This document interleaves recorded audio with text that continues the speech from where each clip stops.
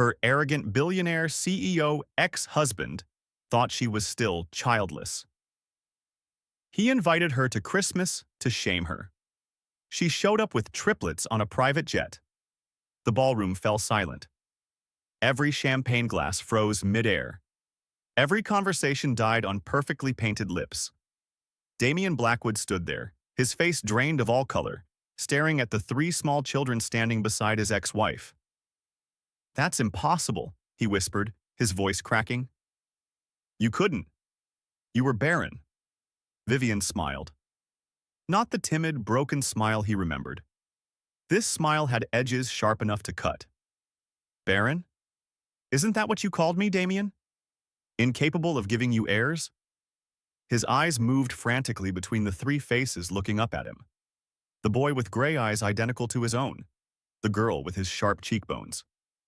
The other boy with his distinctive widow's peak, his features, unmistakably his.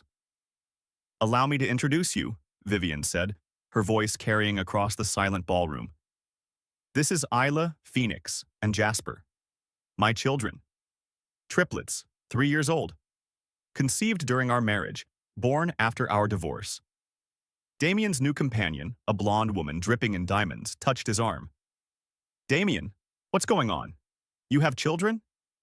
But Damian couldn't speak. He could only stare at the impossible truth standing before him in tiny tailored suits and a velvet dress. "You kept them from me," he finally managed, his hands clenching into fists. "You hid my children?" Vivian's smile vanished.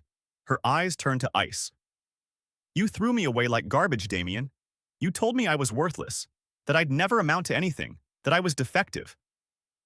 You took everything from me and left me with nothing." She paused, letting each word land like a hammer. "I was pregnant when you served me with divorce papers, 3 weeks along. Too early to know. And when I found out, when I discovered I was carrying not one but 3 of your children, do you know what I thought?" The entire ballroom held its breath. "I thought these babies deserve better than a father who measures worth in stock portfolios and social standing. They deserve better than a man who would discard their mother without a second thought." Vivian's voice remained steady, but fire burned beneath each word. "So yes, I kept them from you. I raised them alone. I gave them everything you never could. Love, stability, and the knowledge that they are valued for who they are, not what they can provide. But I'm getting ahead of myself. Let me take you back to where this all began. Back to the moment Vivian Ashford received an invitation that would change everything. The invitation arrived on a Tuesday afternoon. Vivian was in her home office, reviewing design mock-ups for a major client, when her assistant Marina knocked on the door. "This just came for you," Marina said, holding out a cream-colored envelope. "Hand-delivered. Looks expensive." Vivian took it, frowning at the weight of it. Quality cardstock, gold embossing. Her name written in elegant calligraphy across the front. She slid her finger under the seal and pulled out the invitation. "You are cordially invited to the annual Blackwood Christmas Gala at Wintermere Estate. Black tie. December 24th, 7 p.m. Her breath caught. Blackwood. She hadn't heard that name in 3 years, hadn't allowed herself to think about it. But there, beneath the formal printed text, was a handwritten note in familiar, arrogant script. "Vivian, I trust you'll finally have something to show for yourself after all these years. Do try not to embarrass yourself among successful people. Damian." Marina leaned over her shoulder and read the note. "Is that from your ex-husband? The one who—" "Yes," Vivian said quietly, setting the invitation on her desk. Her hands were steady, but her chest felt tight. "That's him." What an absolute piece of— Marina caught herself. "Sorry. But seriously, who does he think he is? Inviting you just to insult you?" Vivian stared at the invitation. Through her office window, she could see the December sun setting over the harbor, painting the sky in shades of amber and rose. 3 years. 3 years since Damian Blackwood had looked at her with contempt and destroyed her world. She could still hear his voice, cold and clinical, as he'd handed her the divorce papers. "You're a failure, Vivian. Barren, unambitious, and utterly beneath me. I need a wife who can give me heirs and stand beside me in society, not a small-town nobody who can't even conceive. She had signed those papers with trembling hands, her heart shattered into fragments so small she thought they'd never reassemble. His lawyers had been ruthless. They'd taken the penthouse, the cars, the bank accounts, everything. She'd walked away with barely enough to start over, too broken to fight, too devastated to care. What Damien didn't know. What no one knew except Marina and her doctor. She had been 3 weeks pregnant when he'd served her with those papers. Too early to know, too early to tell him. And after his cruel words about her supposed infertility, after the way he'd discarded her like defective merchandise, she had made a choice that had defined the last 3 years of her life. She would never tell him. "Mama," a small voice called from the doorway. Vivienne turned to see Isla standing there, her wild dark curls escaping from her ponytail, her favorite stuffed rabbit dangling from one hand. "Why does Auntie Marina look angry?" Vivienne's expression softened immediately. She held out her arms and Isla ran into them. "Auntie Marina just read something silly, sweetheart. Nothing for you to worry about."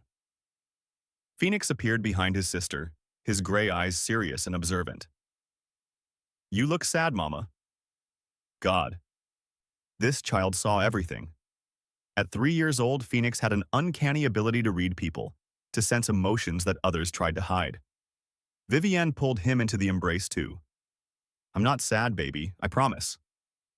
Jasper toddled in last, his face breaking into a wide smile when he saw the group hug. Me too, me too." He threw himself at them, nearly knocking everyone over. Vivienne laughed, the tightness in her chest easing. This was what mattered. These 3 miracles. These 3 beautiful, brilliant, fierce little humans who had saved her life in ways they would never understand.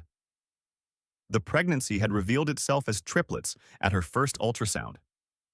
She'd been alone in that doctor's office, still reeling from the divorce, and when the technician had said, "Oh my, there are 3 heartbeats," Vivienne had burst into tears. 3 babies. 3 miracles that Damien had declared her incapable of creating.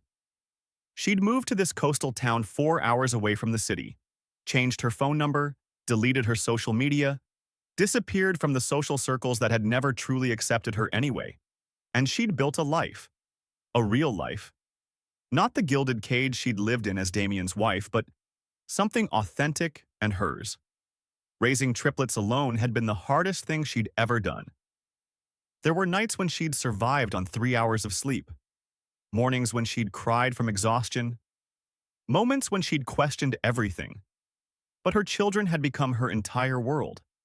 And somewhere in the chaos of diapers and midnight feedings and building a business from her laptop while babies napped, she'd found herself. The real Vivienne. Not the woman Damien had tried to mold her into, but the woman she was always meant to be. Now Isla was fearless and wild, always climbing things she shouldn't, always asking questions that had no easy answers. Phoenix was quiet and intense, preferring books to toys, watching the world with those sharp gray eyes. And Jasper was pure sunshine, laughing at everything, giving hugs freely, seeing the good in everyone. They were hers. Completely, utterly, perfectly hers. Marina cleared her throat. "So, what are you going to do? About the invitation?" Vivienne looked down at her children, then back at the cream-colored cardstock with its poisonous handwritten note. A slow, dangerous smile curved her lips. "Mama?" Isla tilted her head. "Why are you smiling like that?" Vivienne knelt down, pulling all 3 children close. "Because, my darlings, Mama just decided to accept a very interesting invitation." Marina's eyes went wide. "You're not serious." "Oh, I'm very serious." Vivienne stood, picking up the invitation again. "He invited me to humiliate me, to parade me in front of his society friends as the pathetic ex-wife who never amounted to anything." She looked at Marina, and her smile sharpened. "I think it's time Damien Blackwood learned exactly what he threw away." "Viv, are you sure about this? That world, those people, they were awful to you." "They were, but I'm not the woman they knew anymore." Vivienne glanced at her children, who were now playing with building blocks in the corner of her office. "I'm stronger now. I've built a successful business. I've raised 3 incredible children. I've created a life I'm proud of. And I think Damien needs to see that. Marina was quiet for a moment, studying her friend's face. Then, a slow grin spread across her features. You're going to tell him about the triplets. I'm going to show him. Oh my God, Marina started laughing. Vivian Ashford, you magnificent, devious woman. What do you need from me? Over the next hour, they planned. Vivienne would attend the gala, but not as the broken, defeated ex-wife Damien expected. She would arrive as the woman she'd become, successful, confident, and very much not alone. I want to rent a private jet, Vivian said, her mind racing with possibilities. I want to arrive with Isla, Phoenix, and Jasper. I want to walk into that gala with my children, his children, and watch his entire world implode. Marina pulled out her phone. I know a guy who handles private charters. This is going to cost a fortune, you know. I know. Vivian's business had done well. Very well. Her graphic design agency had grown from a one-woman operation run from her kitchen table to a thriving company with high-profile clients and a team of talented designers. She'd invested wisely, saved carefully, and created a life of quiet prosperity. She could afford this. It'll be worth every penny. What about the kids? Are you sure you want to bring them into that environment? Vivian considered this. It was a valid concern. Damien's world was cold, judgmental, full of people who valued appearances over substance. But her children were strong, and they deserved to know the truth about their father, even if that truth was complicated. I'll prepare them, she said finally, age appropriately. They don't need to know all the details, but they should know we're going somewhere special, somewhere important. Marina nodded. Okay, then let's make this happen. Let's give Damien Blackwood the Christmas surprise of his life. That evening, after the triplets were in bed, Vivian sat in her living room with a glass of wine and her laptop. She pulled up her bank accounts, reviewing her finances. The private jet would be expensive, but she could manage it. She'd also need a gown, something that made her feel powerful, something that announced she was no longer the uncertain girl Damien had married. She thought about that girl. 23 years old, fresh out of design school, working as a junior designer at a small firm. She'd met Damien at a charity auction where her company had donated design services. He'd been 30, already successful, running his family's investment firm with ruthless efficiency. And he'd been charming. God, he'd been so charming. Their courtship had been a whirlwind. Expensive dinners, weekend trips to Paris and Milan, gifts that made her dizzy. He'd swept her off her feet, and she'd been too dazzled to see the warning signs. The way he'd slowly started criticizing her clothes, her friends, her background. The way he'd isolated her from her support system. The way he'd made her feel like she needed to earn her place in his world. The wedding had been enormous, a spectacle designed to impress his business associates and social circle. Vivian had felt like a prop in someone else's production, but she'd told herself it was just nerves. That marriage would be different. That once they were truly partners, she'd feel more secure. Instead, the marriage had been suffocating. Damien's family had made it clear she wasn't good enough. His mother, Victoria Blackwood, had been particularly cruel. Damien could have married anyone, she'd said at a family dinner, her voice dripping with disdain. A senator's daughter, an heiress. Instead, he chose a girl with no connections, no pedigree, no value to the family. And then there was the pressure to conceive. Damien had been obsessed with having an heir. He'd scheduled her ovulation, turned intimacy into a clinical procedure, made her feel like a failure every month when her period arrived. After a year of trying, he'd insisted on fertility testing. The doctors had found nothing wrong with either of them. These things take time, they'd said. But Damien had grown colder, more distant, more openly contemptuous. The final year of their marriage had been a nightmare.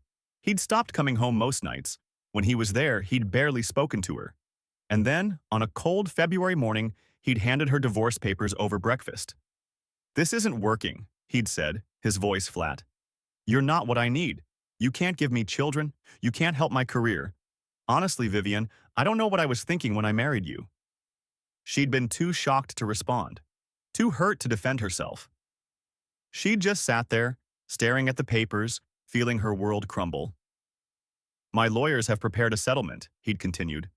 It's generous, considering you brought nothing to this marriage. I suggest you sign it and move on with your life. Find someone more suited to your level.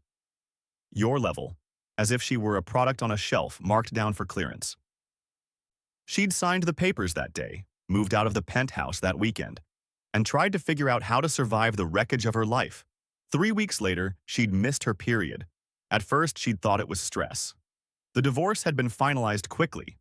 Damien's lawyers had been efficient. She'd found a small apartment, started freelancing, tried to rebuild. But the nausea had persisted. The exhaustion. The strange sensitivity to smells. The pregnancy test had shown 2 pink lines. And Vivian had sat on her bathroom floor staring at it, feeling a complicated mix of terror and wonder. A baby. Damien's baby. The child he'd said she could never give him. She'd made an appointment with a doctor, still in shock, still trying to process what this meant. And that's when she'd learned the truth. Not 1 baby, 3. Triplets are rare, the doctor had said, smiling at the ultrasound screen. But there they are, 3 strong heartbeats, congratulations. Vivian had driven home in a daze. 3 babies, 3 lives depending on her, and Damien's words echoing in her head. Barren. Failure. Worthless. She'd picked up her phone a dozen times, ready to call him, ready to tell him he'd been wrong, that she was pregnant, that he was going to be a father. But each time, she'd remembered the contempt in his eyes, the cruelty in his voice, the way he'd discarded her without a second thought. And she'd made her decision. These babies deserved better. They deserved a parent who would love them unconditionally, not a father who would see them as assets or disappointments. They deserved protection from the cold, judgmental world Damien inhabited. So she'd disappeared, changed her number, moved to this coastal town where no one knew her history, and she'd started over. Now, 3 years later, she was being invited back into that world. Not as Damien's wife, but as his ex. The failure. The woman who couldn't give him what he wanted. Except she had. She'd given him 3 perfect children. He just didn't know it yet. Vivian closed her laptop and walked to the triplets' bedroom. She stood in the doorway watching them sleep.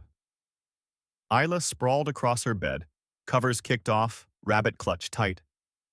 Phoenix curled on his side, peaceful and still.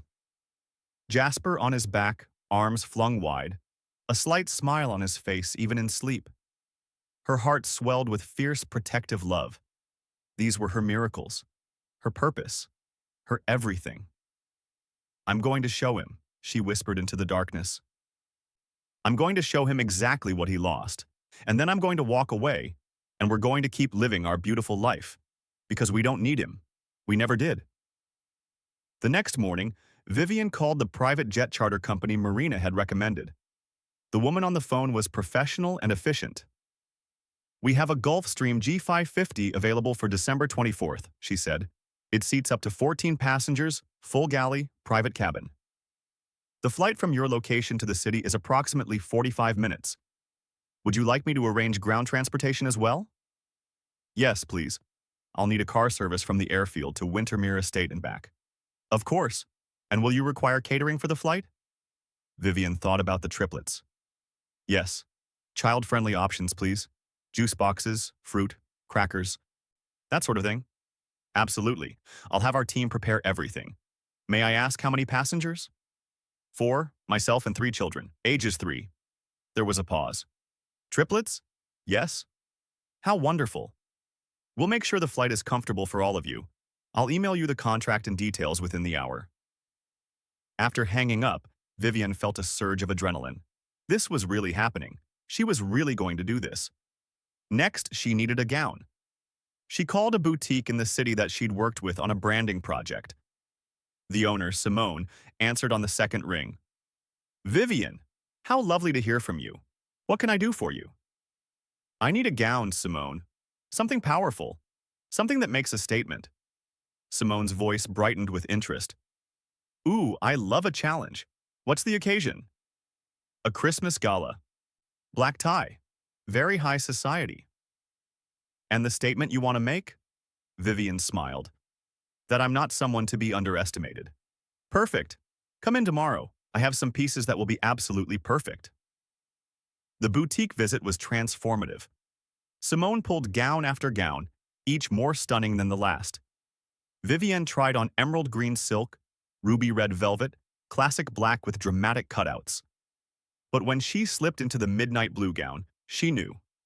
The silk hugged her curves perfectly, the neckline elegant but commanding, the skirt flowing like water. The color made her skin glow and her eyes look impossibly bright. She looked powerful. She looked like someone who had survived hell and come out stronger. That's the one, Simone said, her eyes shining. You look absolutely magnificent. Vivian stared at her reflection. She barely recognized herself. Not because she looked different, but because she looked like herself. The real Vivian. Not the uncertain girl Damien had married. Not the broken woman he'd divorced. But the woman she'd become through fire and struggle and fierce determination. I'll take it. And for the children? They spent another hour selecting outfits for the triplets. A velvet dress in deep berry red for Isla. Tiny tailored suits for Phoenix and Jasper, complete with bow ties and pocket squares. When Vivian imagined them all dressed up, arriving together, she felt a thrill of anticipation. Over the next 2 weeks, Vivian prepared. She had her hair trimmed and styled. She practiced walking in her heels. She rehearsed what she might say, how she might respond to Damien's inevitable shock and anger. But mostly, she prepared the triplets. She sat them down one evening, keeping her explanation simple and age-appropriate. We're going to go on a special trip, she said, on an airplane, to a big party. A party? Jasper clapped his hands. With cake? Probably. It's a Christmas party. Why are we going? Phoenix asked, his serious eyes studying her face. Vivian chose her words carefully. Because someone invited us. Someone Mama used to know. And I think it's important that we go. Who? Isla demanded. She was always direct, always wanting details. A man named Damien. He's someone from Mama's past. Is he nice? Jasper asked. Vivian paused. How did she answer that? He's complicated, sweetheart, but you don't need to worry about that. You just need to be yourselves. Your wonderful, amazing selves. Phoenix tilted his head. Are you nervous, Mama? God, this child. A little bit, yes. Why? Because this party is in a world I used to be part of. A world that wasn't always kind to me. But I'm not the same person I was then. And I want to show them that. Isla squeezed her hand. You're the best, Mama. They should know that. Vivian's eyes filled with tears. Thank you, baby. You three are the best things that ever happened to me. I hope you always know that. The days counted down. December 20th, December 21st, December 22nd. Vivian's nerves grew, but so did her resolve. She wasn't doing this for revenge, she realized. She was doing this for closure. For proof that she'd survived. For the satisfaction of showing Damien that his cruelty hadn't destroyed her. It had forged her into something stronger. On December 23rd, Marina came over to help with final preparations. They laid out the outfits, checked the flight details, went over the timeline. Are you ready for this? Marina asked. Vivienne looked at her friend. Marina had been there through everything. The divorce, the pregnancy, the terrifying early days of single motherhood, the late nights when Vivienne had cried from exhaustion and fear, the small victories as her business grew, the joy of watching the triplets hit each milestone. I'm ready, Vivienne said. I'm finally ready. December 24th arrived with crisp, clear skies. Vivienne woke early, her heart pounding with anticipation. She made breakfast for the triplets, helped them dress in their travel clothes, packed a bag with snacks and activities for the flight. We're going on the airplane today, Isla announced, bouncing with excitement. We are, Vivienne confirmed, smoothing down her daughter's wild curls. Are you excited? Yes, I've never been on an airplane. Phoenix was quieter, but his eyes shone with curiosity. Jasper kept asking questions. How high do we go? Can we see clouds? Will there be other people? At noon, a car arrived to take them to the private airfield. The triplets pressed their faces to the windows, taking in everything. When they arrived and saw the sleek Gulfstream waiting on the tarmac, all three gasped. "That's our airplane?" Phoenix whispered.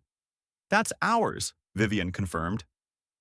The flight attendant, a kind woman named Grace, greeted them warmly.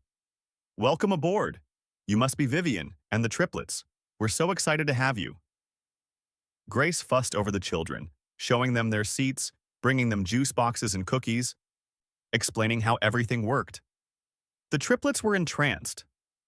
Vivian felt a swell of gratitude for this moment, this experience she could give them. As the jet taxied down the runway, Vivian looked out the window at the ground falling away. There was no turning back now. In less than an hour, she would be face to face with Damian Blackwood, the man who had broken her heart, the man who had no idea he was a father, the man whose world was about to shatter. The flight was smooth. The triplets were surprisingly well behaved, entertained by the novelty of it all. Grace brought them snacks and played games with them. Vivian stared out at the clouds, her mind racing. What would Damian say? How would he react? Would he be angry, shocked, remorseful? Did it even matter? She realized with a start that it didn't. His reaction didn't define her worth. His opinion didn't determine her value. She'd spent too many years letting him make her feel small. Never again. The jet began its descent. Vivian's stomach tightened. She took a deep breath, centering herself. She looked at her children, at their beautiful, innocent faces, and felt her resolve strengthen. "We're landing soon," Grace announced. "Everyone buckle up." The wheels touched down smoothly. The jet taxied to a private terminal. Through the window, Vivian could see a sleek black SUV waiting. Her car service. "Ready, my loves?" she asked the triplets. Three small heads nodded. They disembarked, the December air cold and crisp. The driver helped them into the SUV, loading their small overnight bag. Vivian had changed into her gown on the plane, and she'd dressed the triplets in their party outfits. They looked like they'd stepped out of a magazine. As the SUV wound through the city streets toward Windermere Estate, Vivian felt time slow down. Every moment felt significant. Every breath deliberate. This was it. The culmination of 3 years of rebuilding, of healing, of becoming. The SUV turned through massive iron gates. Windermere Estate sprawled before them, all stone and glass and towering windows glowing with golden light. It looked like something from a fairy tale. A beautiful, cold fairy tale. "It's like a castle," Isla breathed, her face pressed to the window. It was. Vivian had been here once before, years ago, when Damian had first brought her to meet his family. She'd felt so small then, so inadequate, like an intruder in a world that would never accept her. She didn't feel small anymore. The SUV pulled up to the main entrance. Valets in crisp uniforms waited. Vivienne took a deep breath, smoothing her midnight blue gown. This was it, the moment of truth. "Ready, my loves?" she asked again. "Ready, Mama," Phoenix said solemnly. The door opened. Vivian stepped out first, her heels clicking against the stone driveway. The December evening was cold, but she barely felt it. She turned, helping each of her children out of the car. Isla took her left hand, Phoenix her right, and Jasper stood beside his brother, his small hand gripping Phoenix's. The valets stared. A few early arriving guests paused mid-conversation, their eyes widening. Vivian lifted her chin and walked toward the entrance, her children beside her, and felt power surge through her veins. She was Vivian Ashford. Mother. Entrepreneur, survivor. And she was about to remind Damian Blackwood of the biggest mistake he ever made. The grand ballroom of Windermere Estate was exactly as Vivian remembered. Opulent to the point of obscenity.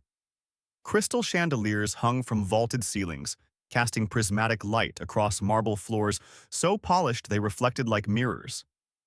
A string quartet played Vivaldi in one corner, the music elegant and cold. Guests in designer gowns and custom tuxedos mingled with champagne flutes, their laughter sharp and performative, their conversations a carefully choreographed dance of status and influence. Vivienne paused in the doorway, taking it all in. The massive Christmas tree dominated the center of the room, at least 20 feet tall, decorated with what had to be thousands of dollars worth of ornaments. Gold and silver and crystal catching the light. Everything here was designed to impress, to intimidate, to remind you of your place in the hierarchy. She'd forgotten how suffocating this world was, how every smile hid calculation, how every compliment carried an edge, how exhausting it was to exist in a space where your worth was constantly being measured and found wanting. But she wasn't that uncertain girl anymore. She was a woman who had survived the worst this world could throw at her and come out stronger. Isla squeezed her hand. "Mama, there are so many people." "There are, sweetheart. But you don't need to be nervous. We're just here to make an appearance and then we'll go home." Phoenix was scanning the room with those sharp gray eyes, taking in every detail.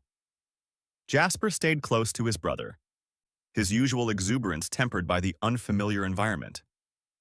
"Stay close to me," Vivienne said softly. "All of you." They moved into the ballroom together. Heads turned.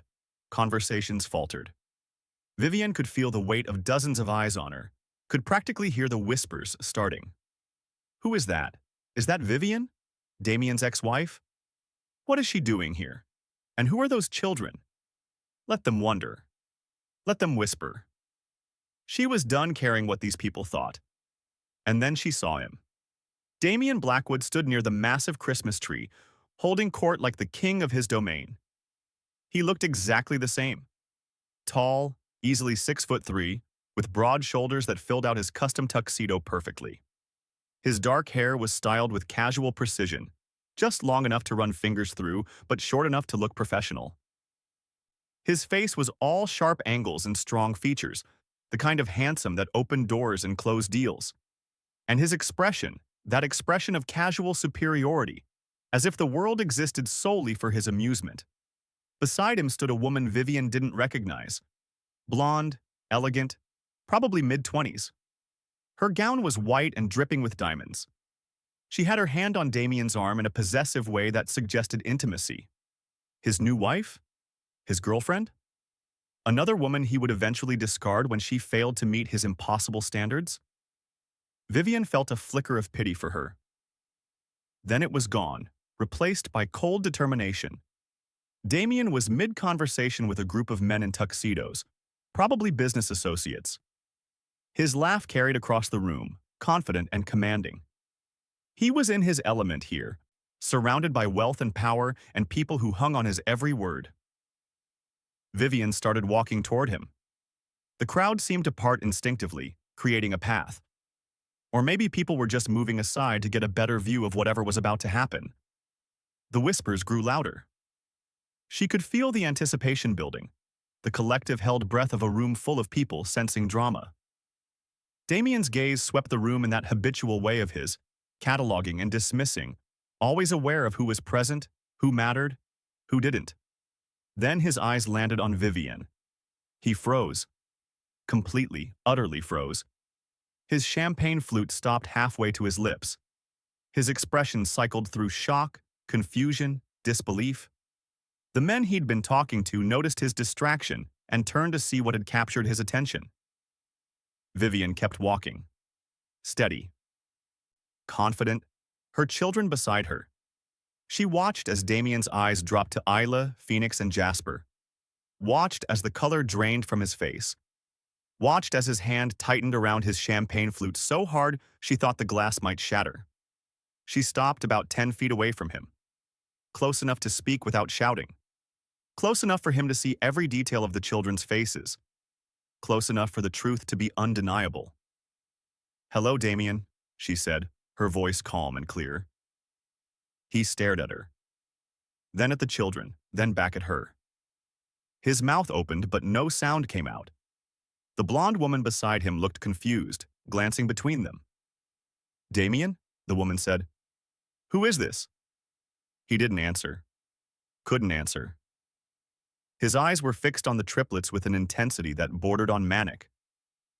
Vivian watched him catalog their features. Phoenix's gray eyes, identical to his own. Isla's sharp cheekbones and the distinctive shape of her nose. Jasper's widow's peak and the set of his jaw. His features. Unmistakably, undeniably his. Vivian. Her name came out strangled. "What are you doing here?" She smiled. Not warmly. "You invited me, or did you forget your charming note?" Damien's jaw clenched. She could see him trying to regain his composure, trying to reassert control. "I didn't expect you to actually come." "Clearly," Vivian gestured to the children. "Allow me to introduce you. This is Isla, Phoenix, and Jasper. My children." The words hung in the air like a bomb waiting to detonate.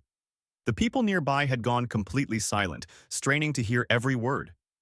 The string quartet continued playing, oblivious to the drama unfolding. "Your children," Damien repeated slowly. His eyes hadn't left their faces. She could see his mind working, calculating ages, doing math, trying to make sense of what he was seeing. "Yes, my children. Triplets. They just turned 3 last month. 3 years old. Conceived 4 years ago, during their marriage." The math was simple, and Vivian watched as Damien arrived at the inevitable conclusion. "That's impossible," he whispered, his voice cracking. "You couldn't. You were barren. The doctor said these things take time," Vivian interrupted, her voice sharp. "You were the one who decided I was barren. You were the one who called me defective.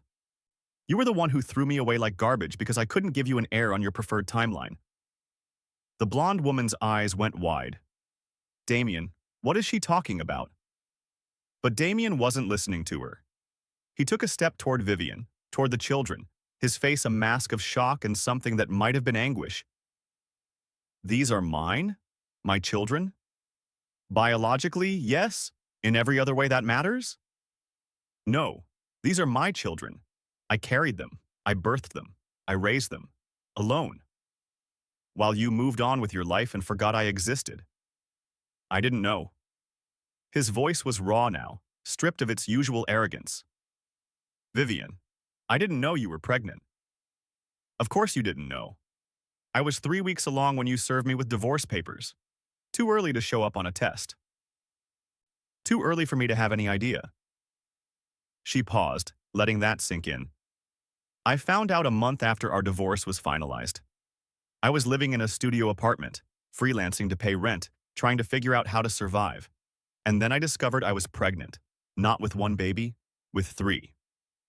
The ballroom had gone completely silent now. Even the string quartet had stopped playing.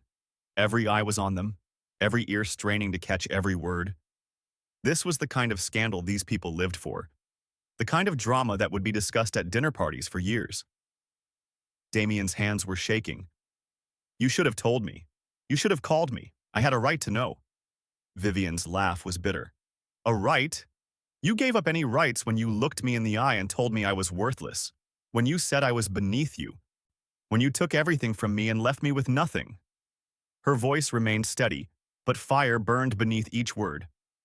"I was broken, Damien. Shattered. And I was pregnant with your children. Do you know what I thought when I found out?"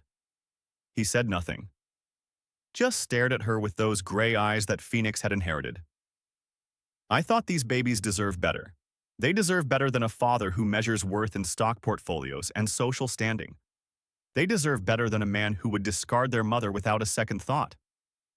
They deserve better than growing up in a world where love is conditional and value is determined by what you can provide." She looked down at her children, her expression softening. "So I made a choice. I chose to raise them alone. To give them a life filled with love and stability and the knowledge that they are valued for who they are, not what they represent." "You had no right to make that choice," Damien said, his voice rising. Anger was replacing shock now. "They're my children, my blood. You kept them from me. You stole 3 years of their lives from me." "I stole nothing," Vivian shot back. "You threw me away. You made it abundantly clear that I had no value to you. That children were only important as heirs to your empire. not as human beings to be cherished. Why would I bring innocent babies into that? Why would I subject them to your family's cruelty, to your mother's judgment, to a world where they would be measured and found wanting at every turn? The blonde woman touched Damien's arm again, more insistently this time. Damien, is this true? You have children? 3 children? He shook her off, his attention fixed entirely on Vivian and the triplets. We need to talk, privately, now. No, Vivian said simply. You invited me here to humiliate me, Damien. You wanted to parade me in front of your society friends as the pathetic ex-wife who never amounted to anything.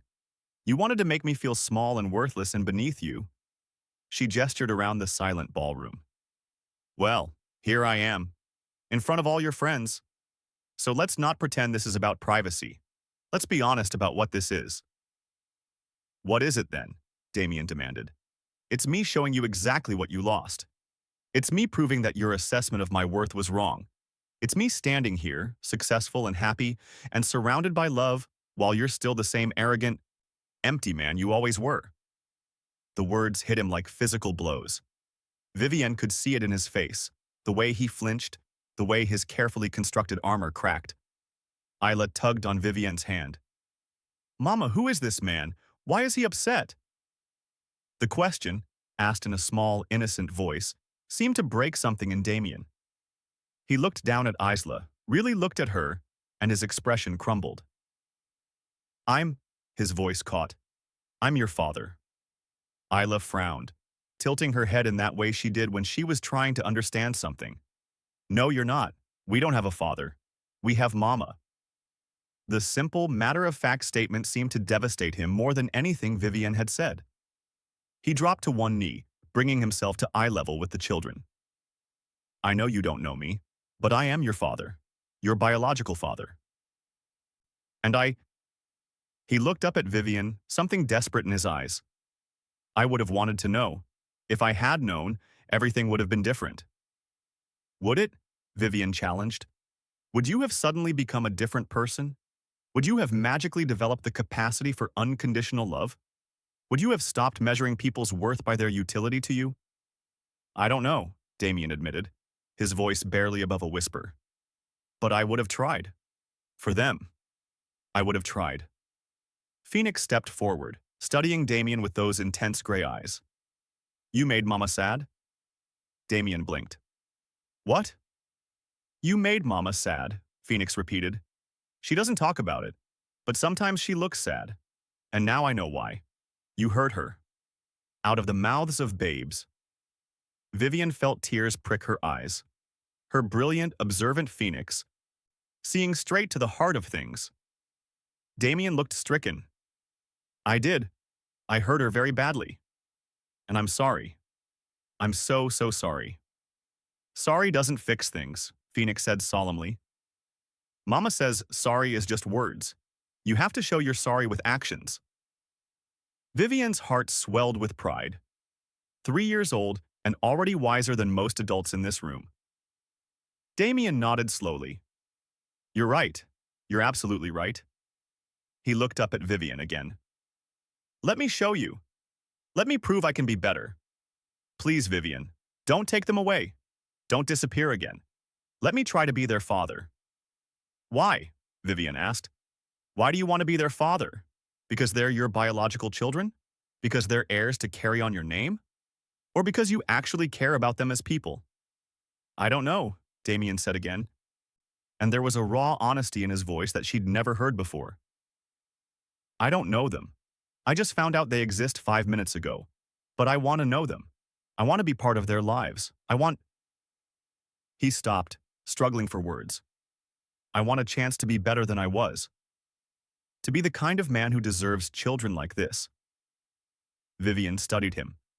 This man who had broken her heart. This man who had crushed her dreams and walked away without looking back. She saw the cracks in his armor now, the desperation, the genuine shock and regret. Part of her, a small wounded part that still remembered the pain, wanted to twist the knife. Wanted to make him suffer the way she had suffered. Wanted to deny him any access to these children and watch him live with that loss forever. But she looked at Isla, Phoenix, and Jasper. at their innocent, curious faces and knew she couldn't let bitterness poison this moment. Couldn't let her pain dictate their future. They deserved the chance to know their father, if he was willing to do the work to become worthy of them. "You want to be their father?" she asked softly. "Then prove it. Not with money or grand gestures or expensive gifts. Prove it by becoming a man worthy of them. Prove it by respecting me, by acknowledging the harm you caused, by doing the actual work to be better."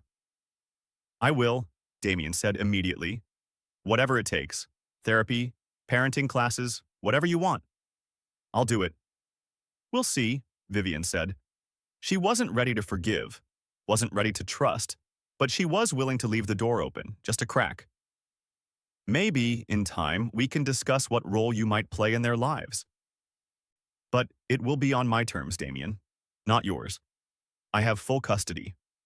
I make all the decisions, and if you do anything at all, to hurt them or make them feel the way you made me feel, you're out. Permanently. Do you understand?" "I understand," Damien said. He looked at the triplets again, his expression a mixture of wonder and grief. Can I at least know their names? Really know them?" Vivian hesitated, then nodded. She knelt down beside her children. "This is Isla," she said, putting her hand on her daughter's shoulder. "She's fearless and curious and asks a million questions. She loves climbing trees and reading stories about dragons and eating strawberries." Isla waved shyly at Damien. "Hi." "Hi, Isla," Damien said, his voice thick with emotion. "It's nice to meet you." "This is Phoenix," Vivian continued, moving to her son. "He's quiet and thoughtful and notices everything. He loves books and puzzles and watching birds, and he's incredibly kind." Phoenix regarded Damien seriously. "Do you like birds?" Damien blinked, clearly not expecting the question. Yes. Yes, I do." Phoenix nodded as if this was an acceptable answer. "And this is Jasper," Vivian said, touching her youngest son's head. "He's pure sunshine. He laughs at everything, gives the best hugs, and sees the good in everyone. He loves music and dancing and making people smile." Jasper grinned at Damien. "You're very tall." Despite everything, Damien laughed. It was a broken, watery sound. "I am. You might be tall too when you grow up." "I'm going to be a giant," Jasper announced confidently. The moment was surreal. Vivian knelt on the marble floor of Wintermere Estate's ballroom, surrounded by Damien's society friends, introducing her ex-husband to the children he never knew existed. The children who were the product of a marriage that had ended in cruelty and pain. The children who had saved her life and given her purpose. The blonde woman cleared her throat. Everyone had forgotten she was there. "Damien, I think I'm going to go." He looked up at her, seeming to remember her existence. "Cassandra, wait." "No, it's fine," Cassandra said, her voice tight. "You clearly have a lot to deal with. We can talk later." She turned and walked away, her white gown swishing, her diamonds catching the light. Several people moved aside to let her pass, their expressions avid with curiosity. Damien watched her go, then turned back to Vivian. "I didn't know she was coming tonight. We've only been seeing each other for a few months. It's not serious." "I don't care about your love life, Damien," Vivian said, standing up. "That's not my concern anymore." "Right, of course." He stood too, running a hand through his hair. He looked lost, uncertain, completely unlike the confident man who had walked into their marriage counseling session years ago and announced he wanted a divorce. What happens now? Now? Vivian looked around the ballroom, at the dozens of faces staring at them, at the whispers and the judgment and the fascination. "Now I leave. I came here to show you that I survived, that I thrived, that your assessment of my worth was wrong. Mission accomplished." "Wait," Damien said quickly. "Please. Can I have your phone number? Can we set up a time to talk? Really talk?" Vivian considered this. Every instinct screamed at her to say no, to protect herself and her children, to maintain the walls she'd built. But Phoenix's words echoed in her mind. "You have to show you're sorry with actions." "I'll give you my email address," she said finally. "You can write to me. Tell me why you think you deserve to be in their lives. Tell me what you're willing to do to prove you've changed. And maybe we can go from there. It wasn't much, but it was something. A tiny opening. A possibility. Damien nodded eagerly. Yes. Okay, thank you. Thank you, Vivian. She pulled out her phone and texted him her email address. His phone buzzed in his pocket. He pulled it out, looking at the message like it was a lifeline. I'll write to you, he said. Tonight. Tomorrow. I'll figure out what to say. Take your time, Vivian said. I'm not going anywhere. Not anymore. I have a life, Damien. A good life. A business, a home, friends, a community. I'm not the broken woman you divorced. I'm not hiding. I'm just living 4 hours away, raising our children and being happy. Our children? The words seemed to hit him hard. He looked at the triplets again, his expression full of longing and regret. Vivian took Isla's hand, then Phoenix's. Jasper grabbed onto Phoenix. Say goodbye, she told them. Goodbye, they chorused. Goodbye, Damien said, his voice breaking. I hope I see you again soon. Maybe, Isla said. Then, with the brutal honesty of a 3-year-old, you seem sad. You should smile more. Smiling makes everything better. Damien's laugh was half sob. You're right. I'll try to smile more. Vivian turned to leave, her children beside her. The crowd parted again, creating a path to the exit. She could feel every eye on her, could hear the whispers starting up again, louder now. But she didn't care. She'd done what she came to do. As they reached the doorway, she paused and looked back. Damien stood alone by the Christmas tree, watching them leave, his face a portrait of devastation. The ballroom full of his friends and business associates and society connections, and he looked utterly, completely alone. Vivienne felt a flicker of something. Not quite pity, not quite satisfaction. Something more complicated. She'd wanted him to understand what he'd lost. Now he did. And she realized that his understanding, his regret, his pain, didn't actually make her feel better. It didn't heal the wounds he'd inflicted. It didn't erase the years of struggle and loneliness and fear. But it did give her closure. It did prove that she'd been right to leave, right to protect her children, right to build a life without him. She turned away and walked out of Wintermere Estate, her head high, her children beside her, and didn't look back. The SUV was waiting. The driver helped them in, and as they pulled away from the estate, Isla said, "That was a weird party, Mama." Vivian laughed, the tension finally breaking. It was, wasn't it? There wasn't even any cake, Jasper complained. We'll get cake when we get home, Vivian promised. The best cake, we'll celebrate. Celebrate what? Phoenix asked. Celebrate us, Vivian said, pulling all 3 children close. Celebrate our family. Celebrate being exactly who we are. The private jet was waiting at the airfield. Grace greeted them warmly, helping the children aboard. As the jet lifted off into the night sky, Vivian looked out the window at the city lights fading below. Somewhere down there, Damien was probably still at his gala, trying to explain to his guests what had just happened. Trying to process the fact that he was a father, trying to figure out how to move forward.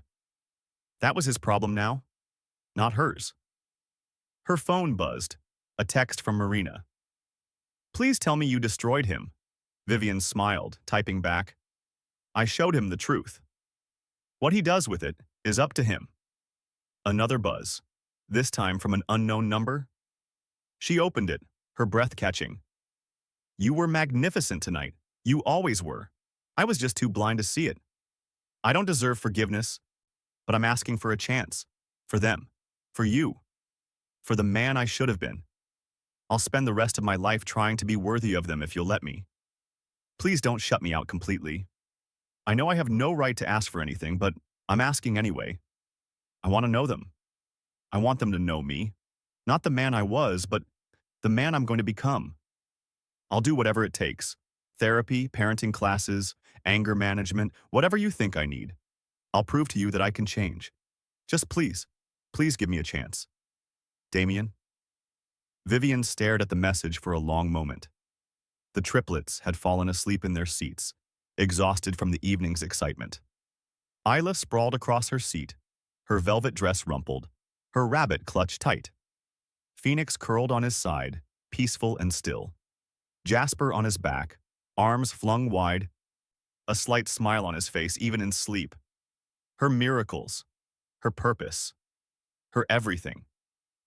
She looked back at Damien's message, read it again, felt the weight of his words, the desperation, the genuine remorse. Part of her wanted to respond immediately. Part of her wanted to delete it and never think about it again. Instead, she did neither. She locked her phone and set it aside. She would think about it, consider it, decide what was best for her children, not what would hurt Damien most, or what would make her feel vindicated. Because that was the difference between them. Damien made decisions based on what served him. Vivian made decisions based on what served her children. And right now, her children needed to get home, needed to sleep in their own beds, needed to wake up tomorrow in their safe, loving home and continue living their beautiful, uncomplicated lives. Everything else could wait. The jet touched down at their local airfield just after 10 p.m. Marina was waiting with her car, having offered to drive them home. "How did it go?" Marina asked as soon as they were in the car, the triplets buckled into their car seats. "It went," Vivian said. "He knows, everyone knows, and now it's done."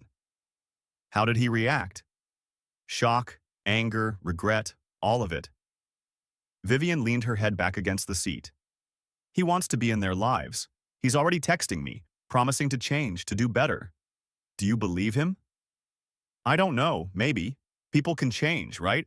If they're motivated enough." Marina was quiet for a moment. "They can. But change is hard. And Damien has a lot of changing to do." "I know. That's why I'm not making any promises. I told him he could email me, that we'd see. That's all I'm willing to commit to right now." "That seems fair. You're protecting yourself and the kids. That's the right thing to do." They drove through the quiet streets of their coastal town. So different from the city, from Wintermere Estate, from that world of wealth and judgment. Here, people knew Vivian as the friendly graphic designer who ran her business from home. As the single mom with the adorable triplets. As someone who volunteered at the library and brought cookies to neighborhood gatherings. Here, she was valued for who she was, not what she represented. Marina pulled up to Vivian's house. A modest but comfortable two-story with a small yard and a view of the harbor. Home. "Thank you for everything," Vivian said, hugging her friend. "I couldn't have done this without you." "You absolutely could have," Marina said, "but I'm glad I got to be part of it. You were incredible tonight, Viv. Truly incredible." Vivian carried Jasper inside while Isla and Phoenix stumbled along sleepily. She got them into pajamas, brushed their teeth, tucked them into their beds, kissed each forehead, whispered how much she loved them. Then she went to her own room, took off the midnight blue gown, and stood in front of her mirror in her underwear. She looked at herself. Really looked. At the stretch marks on her stomach from carrying triplets. At the dark circles under her eyes from years of single parenthood. At the lines on her face from stress and worry and sleepless nights. She looked tired. She looked worn. But she also looked strong. She looked like a woman who had survived hell and come out the other side. She looked like a warrior. "You did it," she whispered to her reflection. "You really did it." She climbed into bed, exhausted but unable to sleep. Her mind kept replaying the evening. Damien's face when he saw the children, the shock in his eyes, the devastation when Isla said they didn't have a father, the desperate plea for a chance. She picked up her phone and opened his message again. Read it one more time. Then she started typing. "Damien, I received your message. I appreciate your words, but words are easy. Actions are what matter. If you're serious about being in their lives, here's what I need from you. First, therapy. Find a good therapist and commit to regular sessions. Work on understanding why you treated me the way you did. Work on becoming a better person. Second, parenting education. Take classes. Read books. Learn what it actually means to be a father, not just a biological parent. Third, respect my boundaries. I will decide when and how you get to see them. I will decide what role you play in their lives. You don't get to demand anything. You don't get to show up unannounced. You don't get to use your money or your influence to try to control this situation. And fourth, prove it. Don't just tell me you're doing these things. Show me. Send me certificates from your classes. Send me notes from your therapist confirming you're attending sessions. Show me, through consistent action over time, that you're serious about change. If you can do all of that, then maybe, in 6 months or a year, we can discuss supervised visits. But I'm not promising anything. My only priority is protecting my children. They've had a happy, stable life without you. I won't let you disrupt that unless I'm absolutely certain you've earned the right to be part of it. Vivian. She read the message over 3 times, making sure it said exactly what she meant. Then, before she could second-guess herself, she hit send. The response came almost immediately. I understand. I'll do everything you've asked. Thank you for giving me a chance. I won't waste it. I promise. Vivian set her phone aside and closed her eyes. She'd done what she could, set clear boundaries, made her expectations known. Now it was up to Damien to follow through. And if he didn't, if he proved to be the same man he'd always been, then at least she'd know she'd tried. At least her children would know, when they were old enough to understand, that she'd given their father every opportunity to be part of their lives. But if he did follow through, if he actually did the work, if he became the kind of man who deserved to know Isla, Phoenix, and Jasper, then maybe, just maybe, something good could come from all this pain. She fell asleep thinking about possibilities, about second chances and hard-earned redemption, about the complicated, messy reality of forgiveness. The next morning was Christmas. The triplets woke her at dawn, bouncing on her bed, shouting about presents. Vivian laughed, pushing aside thoughts of Damien and the gala and everything that had happened. Today was about her children, about joy and celebration and the family they'd built together. They opened presents in the living room, books and toys and art supplies. Nothing extravagant, but everything chosen with love. The triplets were delighted with everything, their excitement infectious. Marina came over for Christmas brunch. They made pancakes and bacon and fresh fruit. The triplets told Marina all about the airplane and the castle and the tall man who said he was their father. Did you like him? Marina asked carefully. Isla shrugged. He was okay. He seemed sad. He made Mama upset, Phoenix said. A long time ago, before we were born. But Mama says maybe he's trying to be better, Jasper added. People can change if they try really hard. Marina looked at Vivian, eyebrows raised. You told them. Age-appropriate version, Vivian said. They deserve to know the truth, or at least part of it. And they're okay? They're resilient. They're loved. They're secure. One evening at a fancy party didn't shake that. After brunch, they went for a walk on the beach. The December day was cold but clear, the ocean stretching out endlessly. The triplets ran ahead, chasing seagulls, collecting shells, laughing in the wind. Vivian watched them and felt peace settle over her. This was her life. This was what mattered. Not Damien's regret or his promises or his desperate attempts to make amends. Just this. Her children, happy and healthy and free. Her phone buzzed, an email notification. She opened it, expecting spam or a work message. Instead, it was from Damien. Vivian, I wanted to update you on the steps I'm taking. I've already contacted 3 therapists and have consultations scheduled for next week. I've enrolled in an online parenting course that starts in January. I've also started reading books on child development and single parenting, trying to understand what you've been through. I know it's only been 1 day. I know I have a long way to go, but I wanted you to know I'm serious about this. I'm not going to let you down. I'm not going to let them down. I hope you and the children had a good Christmas. I spent today thinking about all the Christmases I've missed, all the birthdays and first words and first steps. I can't get those back, but I can make sure I don't miss any more. Thank you for giving me this chance. I won't waste it.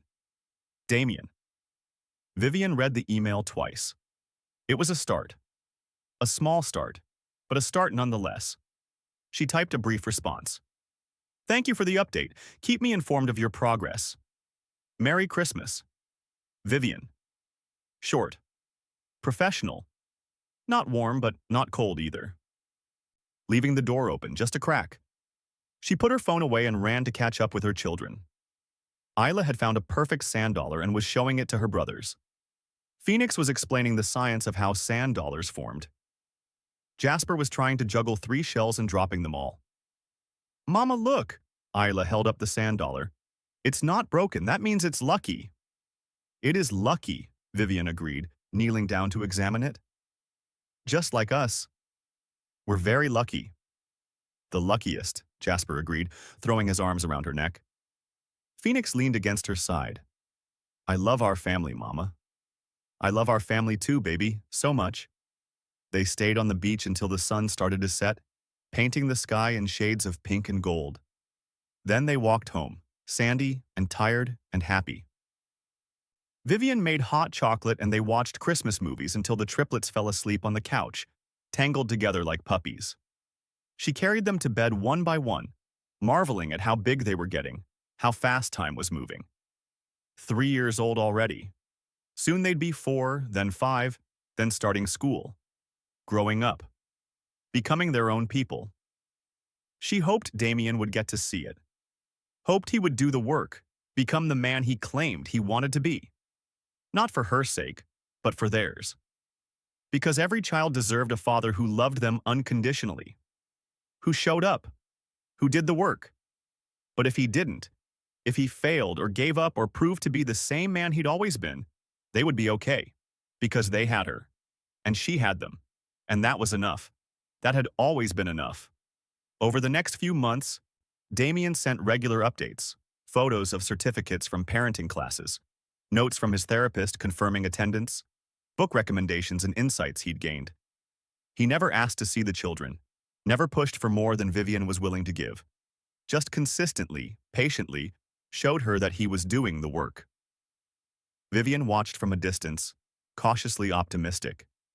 She responded to his emails briefly, acknowledging his efforts but not praising them.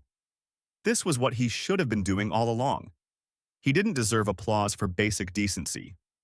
But she also saw the change. Saw the humility in his words.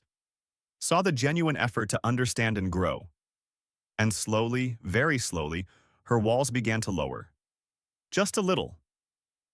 In March, she agreed to a video call. Just her and Damien, no children. She wanted to see him, talk to him, gauge whether the change was real or performative. He looked different, tired, older, but also softer somehow, less arrogant. When he smiled at her through the screen, it didn't have that sharp edge she remembered. Hi, he said. Thank you for agreeing to this.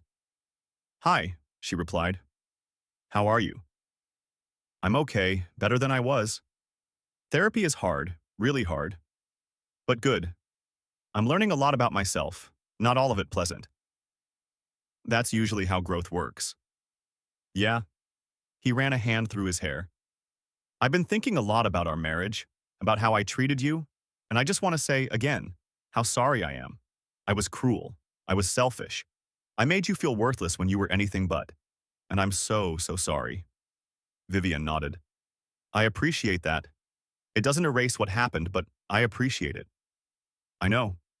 I don't expect forgiveness. I just want you to know that I understand now.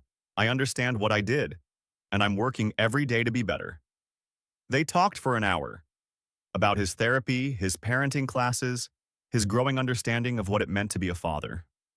About her business, her life, the triplets' latest milestones. It was strange talking to him like this. Like 2 adults having a civil conversation. So different from the cold, contemptuous man she'd been married to. Can I ask you something? Damien said toward the end of the call. Sure. Do you think there's a chance someday that I could meet them? Really meet them? Not at a gala with 100 people watching, but just as their father? Vivian considered this. Maybe. If you keep doing the work, if you prove over time that this change is real and lasting, then yes, maybe we can arrange supervised visits. Supervised, right, of course. He nodded. Whatever you think is best, I trust your judgment. Those words. I trust your judgment. He'd never said anything like that during their marriage. He'd always known best, always made the decisions, always dismissed her opinions. Thank you, she said softly. After the call ended, Vivian sat in her office for a long time, thinking. Damien was changing. She could see it, feel it. The question was whether the change would last, whether it was deep enough, real enough to risk letting him into her children's lives. She didn't have an answer yet. But for the first time since receiving that invitation, she felt something other than anger or bitterness when she thought about Damien. She felt hope. Cautious, fragile hope that maybe, just maybe, something good could come from all this pain. In May, she agreed to let him meet the children, a supervised visit at a neutral location, a park halfway between her town and the city. Marina would come with her for support and safety. She prepared the triplets carefully. Remember the man from the Christmas party? The tall one? The sad one, Isla said. Yes, his name is Damien, and he's your biological father. That means he helped make you, but he hasn't been part of your life because Mama and he weren't together anymore. But he wants to meet you. Really meet you. And I think we should give him a chance. What do you think? Phoenix frowned. Will he make you sad again? I don't think so, baby. He's been working very hard to be a better person, but if he does anything that makes any of us uncomfortable, we'll leave immediately. Okay? Okay, Phoenix said, though he still looked uncertain. Will he bring presents? Jasper asked hopefully. Vivian laughed. I don't know. Maybe. But remember, presents don't make someone a good person. Actions do. The day of the meeting arrived. Vivian dressed the triplets in comfortable play clothes and drove to the park, Marina in the passenger seat. You okay? Marina asked. Nervous, Vivian admitted. But okay, I think this is the right thing to do.